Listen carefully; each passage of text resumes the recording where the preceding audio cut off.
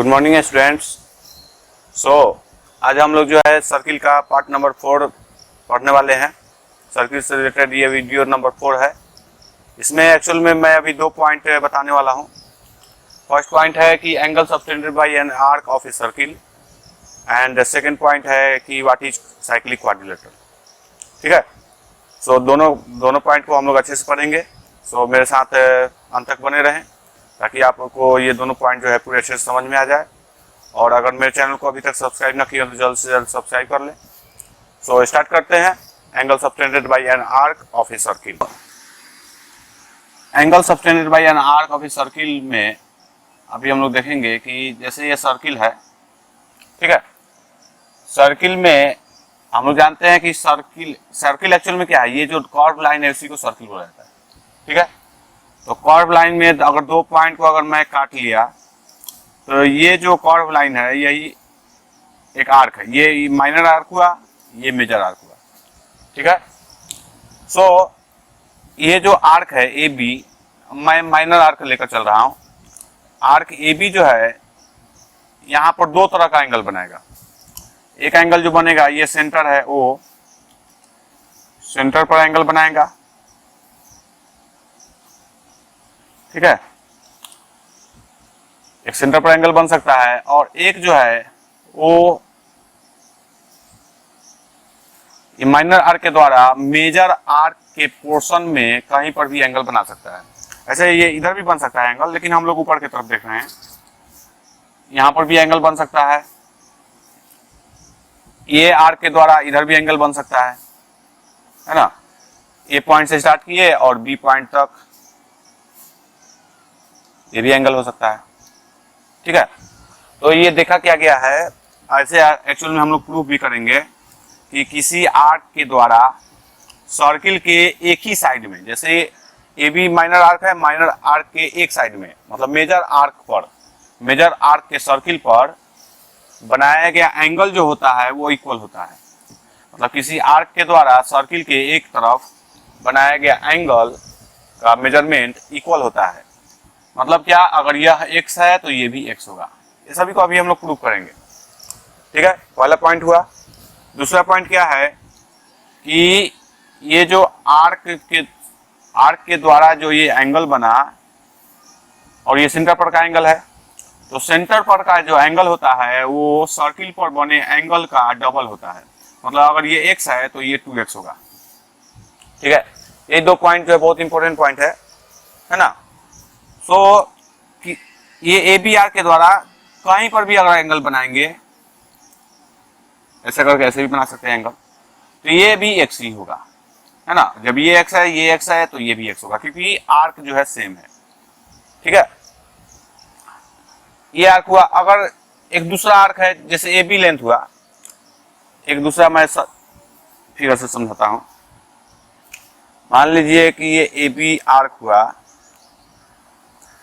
तो ए B arc से ये कॉर्ड बनेगा। ठीक है, जैसे ये ए बी क्या है, कॉर्ड है। ये लाइन सेगमेंट को बोलेंगे कॉर्ड, ये कर्व लाइन को बोलेंगे आर्क। ठीक है, तो यहाँ पर ये ए बी कॉर्ड है, ए बी कॉर्ड है ये वाला, और ये क्या है, आर्क है।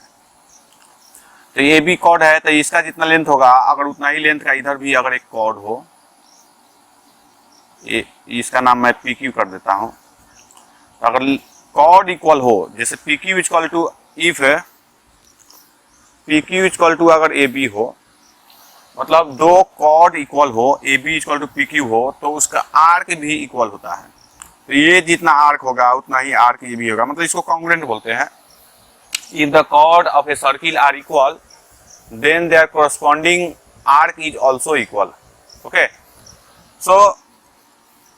अब ये चूंकि कॉर्ड जितना है उतना ही कॉर्ड पी क्यू है, तो इसके द्वारा जो एंगल ऑफ सबटेंड होगा एट द सर्किल, वही जो है इसके द्वारा भी एंगल जितना होगा वही होगा, है ना। अगर ये x है तो ये भी x होगा। क्यों? क्योंकि ये जितना लेंथ है, ये A B arc is congruent to this P Q arc, so the angle subtended by this P Q on major arc, P Q ये माइनर आर्क हुआ, ये मेजर आर्क हुआ, है ना। तब पी क्यू के द्वारा मेजर आर्क पर बना एंगल एक्स है, उसी तरह ए बी के द्वारा मेजर आर्क पर बना भी एंगल भी क्या होगा, एक्स ही होगा। I hope you understand it. Okay, और यहाँ पर जो सेंटर पर जो होगा इसके लिए भी, अगर ये सेंटर है तो अगर ये एक्स है तो ये 2x होगा।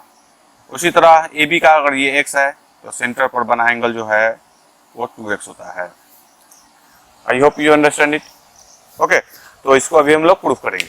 सो आज का ये थ्योरम नंबर 1 है। ये थ्योरम का मीनिंग है कि angle subtended by an arc at a centre, मतलब किसी आर्क के द्वारा सेंटर पर बना एंगल जो होता है वो डबल होता है सर्किल पर बने किसी पॉइंट, सर्किल के किसी पॉइंट पर बने एंगल के, है ना।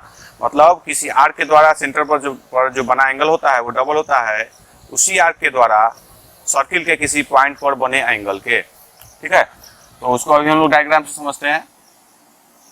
जैसे सर्किल हुआ, हाँ, इसमें ये सेंटर है, मान लीजिए कि ये जो है आर्क है। ठीक है, इसका नाम मैं ए बी ही कर देता हूँ। ये सेंटर है, इसका नाम ओ कर देता हूँ। तो सेंटर पर बना एंगल जो है इस आर्क के द्वारा,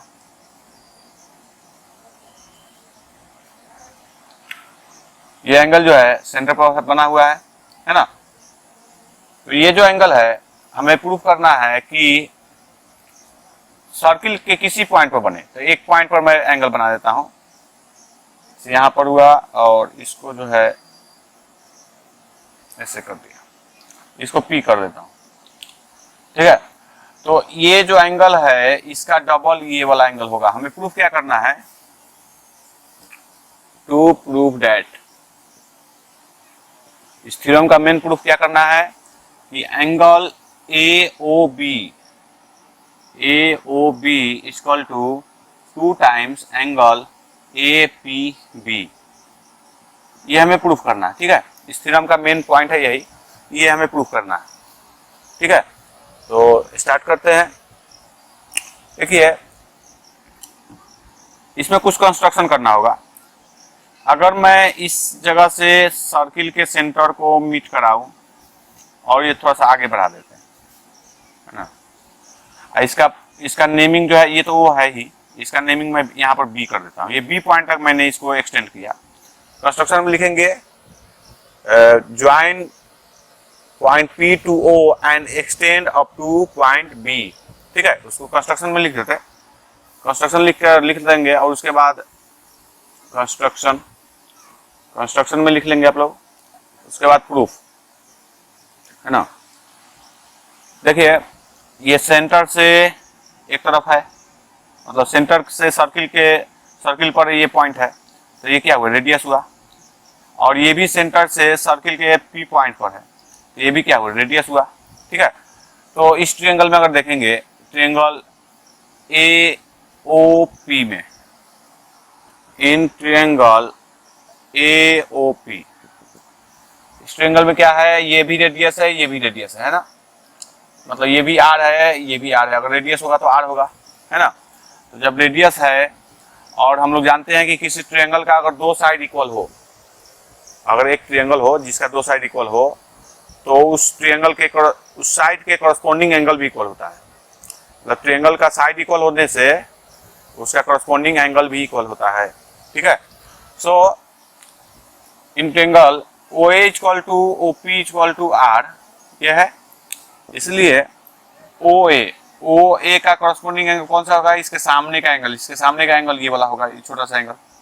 इसका नाम क्या लिख सकते हैं, ए पी ओ लिख सकते हैं। इसलिए angle A P O equal to O P, O P का करस्पॉन्डिंग एंगल कौन सा होगा, ये वाला होगा, है ना। इसका नाम नेमिंग क्या कर सकते हैं हम लोग, angle P A O, angle P A O, ये दोनों एंगल इक्वल होगा। ठीक है, नाउ अच्छा, angle B O A, B O A क्या होगा, तो बी ओ ए क्या है, तो एक्सटर्नल एंगल है। अगर इस ट्रायंगल में देखा जाए, ये जो ट्रायंगल था ए ओ पी में, ये जो साइड है ओ पी साइड का ये एक्सटर्नल पार्ट है, बढ़ा हुआ पार्ट है। जैसे ये ट्रायंगल इस तरह का है, ये पार्ट है ना, ये P है, ये A है, ये O है, ये क्या है B है। तो ये कौन सा एंगल हुआ, एक्सटर्नल एंगल हुआ, इस ट्रायंगल का एक्सटर्नल एंगल हुआ। तो एक्सटर्नल एंगल जो होता है वो इक्वल टू होता है सम ऑफ डिस्टेंट इंटीरियर एंगल। मतलब ये जो एंगल होगा वो ये दोनों के सम का इक्वल में होगा, है ना। तो उसी को मैं लिख रहा हूँ, angle BAO equal to this angle का नाम क्या है, angle APO plus angle PAO। ये एंगल और इस एंगल का सम जो होगा वो इस एक्सटर्नल एंगल के इक्वल में होगा, ठीक है। तो ये हो सकता है, तो एंगल BOA इक्वल टू, हम लोग ऊपर में लिख चुके हैं कि APO इक्वल टू PAO होता है ना। तो हम लोग APO इसके जगह पर भी लिख सकते हैं, APO plus PAO, angle PAO के जगह पर हम लोग APO लिख सकते हैं, तो एंगल APO है ना। Angle BOA equal to 2 angle APO, question 1, ठीक है। तो ये हमें एक्सटर्नल एंगल ऑब्टेन हो गया। अच्छा, उसी तरह इस ट्रायंगल में देखा जाए,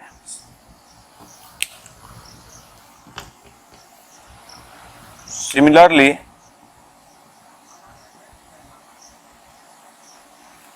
इन ट्रायंगल, इस ट्रायंगल का नाम क्या हो सकता है, OPB।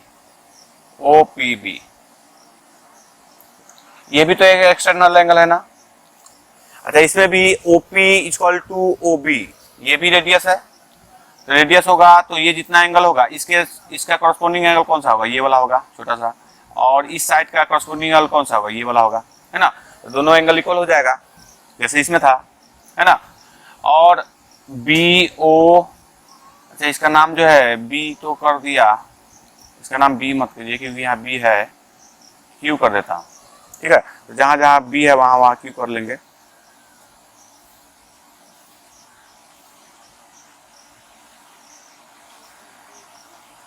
ठीक है। तो ट्रायंगल OPB, ठीक है, OPB में ये कौन सा एंगल है, ये भी एक्सटर्नल एंगल है ना।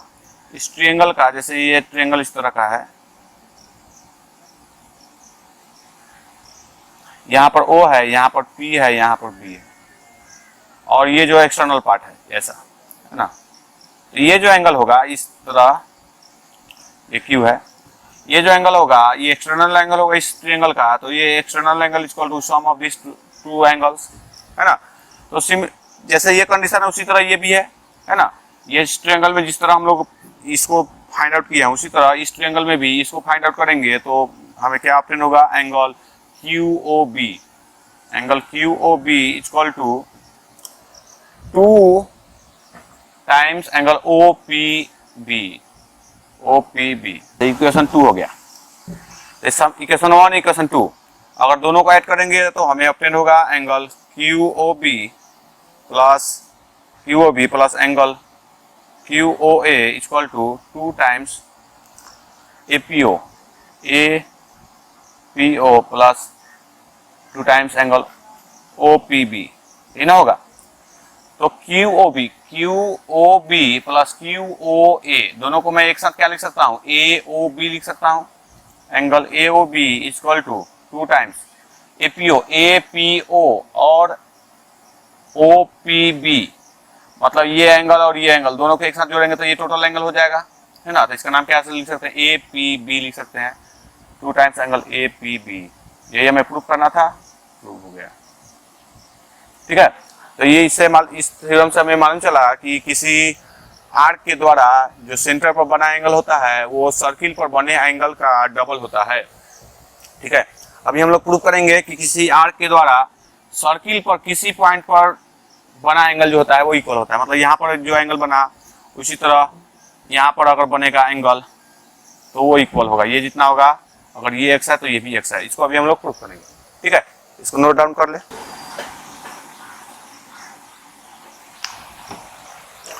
ये थ्योरम नंबर 2 है कि angle in A same segment of a circle made by an arc is equal, ठीक है। मान लीजिए कि ये है आर्क, ठीक है, ये सेंटर है, तो angle in A same segment मतलब ये माइनर आर्क है, हम लोग मेजर आर्क की तरफ एंगल बना रहे हैं ना।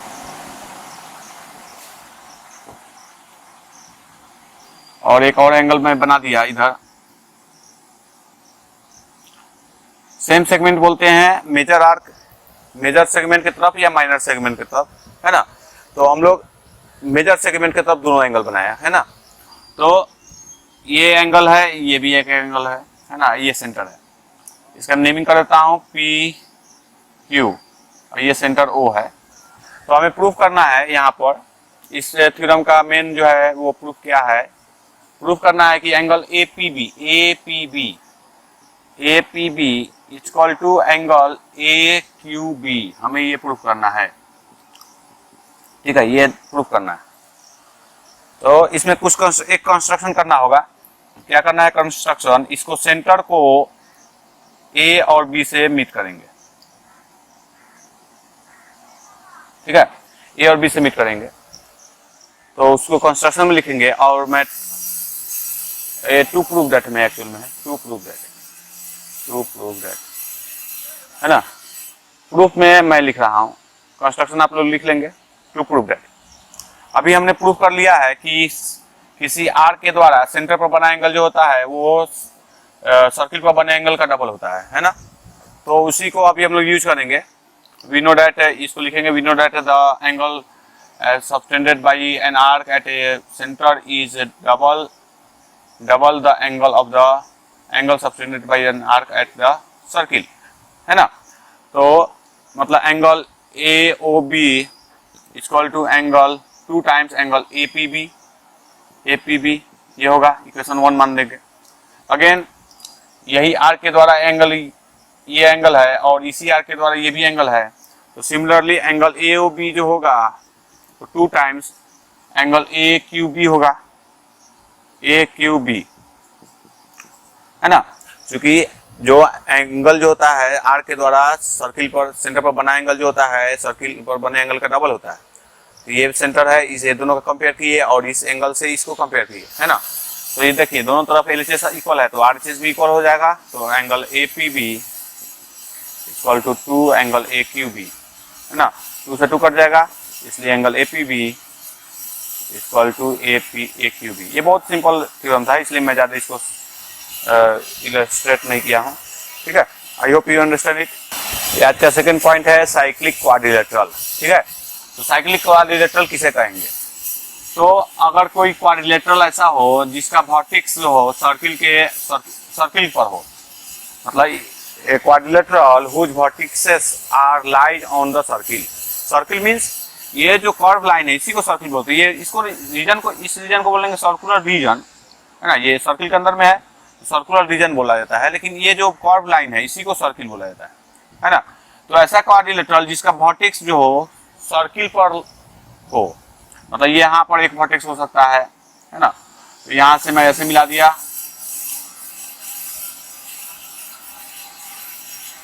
तो ये जो बना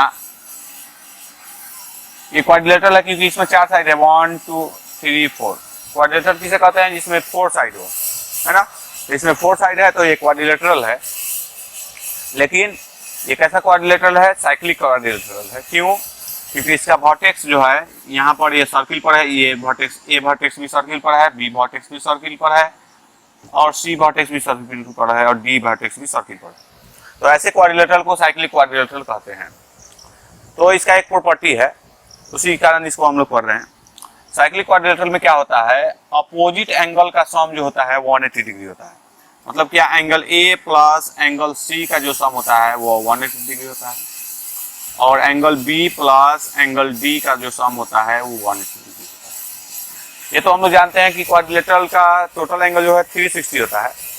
लेकिन ये दोनों का जो सम होता है साइक्लिक क्वाड्रिलेटरल में हमेशा इक्वल होता है, चाहे कैसा भी क्वाड्रिलेटरल हो, चाहे पैरेललोग्राम हो या कुछ भी हो, कोई भी क्वाड्रिलेटरल हो, जैसा भी बना दें आप लोग, अपोजिट एंगल का जो सम होता है वो इक्वल होता है। ठीक है, तो ये 2 पॉइंट था इसमें इम्पोर्टेंट। कल जो है हम लोग इससे रिलेटेड न्यूमेरिकल बनाएंगे। अभी तक जितना हम लोग पढ़ा है उससे रिलेटेड हम लोग कल जो है न्यूमेरिकल बनाएंगे। So stay tuned with me and if don't subscribe my channel then subscribe my channel. So thank you. Have a nice day.